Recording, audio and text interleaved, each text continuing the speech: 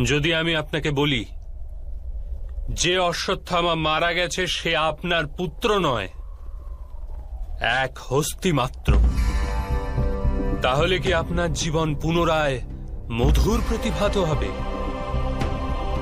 আপনার হৃদয় কি পুনরায় করুণার দ্বারা পূর্ণ হবে? আপনি কি যথার্থ বলছেন বাসুদেব? সত্যি আমার পুত্রের মৃত্যু হয়নি?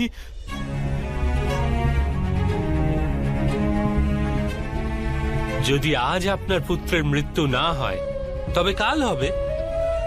বিশ্বে কেই বা অমরত্ব প্রাপ্ত হয় গুরুদ্রোণ, কিন্তু বাস্তবে প্রশ্ন এটি যে আপনার জীবনের সুখ দুঃখ, আশা নিরাশা, জ্ঞান অজ্ঞান সমস্ত কিছুই কি কেবল আপনার পুত্রের সাথে আবদ্ধ?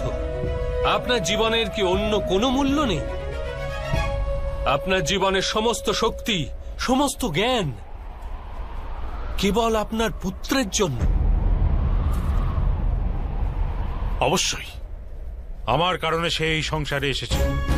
সে আমাকে সুখ, সম্মান, ভালোবাসা দিয়েছে। আমার জীবনে তার চেয়ে বেশি গুরুত্বপূর্ণ কেউ নেই। এক পিতা কি তার পুত্রকে অধিক স্নেহ দিতে পারে না? তাহলে বিচার করুন গুরুদ্রোণ, যে পুত্রের প্রতি আপনার এত অধিক ভালোবাসা তাকে বাস্তবে আপনি কি দিয়েছেন? সম্পত্তি দিয়েছি, সুখ দিয়েছি, রাজ্য দিয়েছি। সংস্কার দিয়েছেন,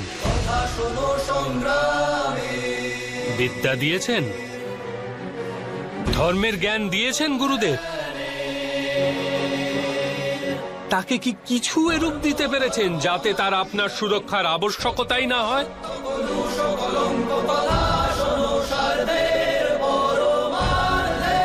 আমি স্বীকার করছি, সবাই অর্জুন তথা অঙ্গরাজ কর্ণের ন্যায় মহান যোদ্ধা হতে পারেন না, কিন্তু আপনি নিজের পুত্রকে উচিত সিদ্ধান্ত নেওয়ার শিক্ষা তো দিতেই পারতেন। যদি আপনি এহেন কার্য করতেন তবে আজ আপনার পুত্র ধর্মের শত্রু হতো না, আর আপনাকেও অধর্মের পক্ষে থেকে যুদ্ধ করতে হতো না।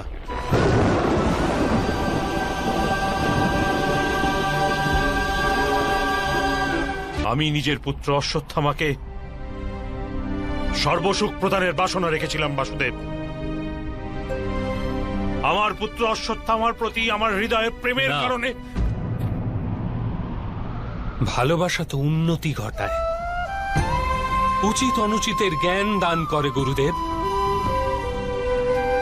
ভালোবাসা থাকলে আপনিও অধর্মে আবদ্ধ হতেন না, আর আপনার পুত্রও অধর্ম থেকে নিষ্কৃতি পেত। বাস্তবে প্রেম নয়, আপনার মনের মোহ। প্রেম আর মোহের মধ্যে কি প্রভেদ রয়েছে আপনি কি কখনো বিচার করেছেন?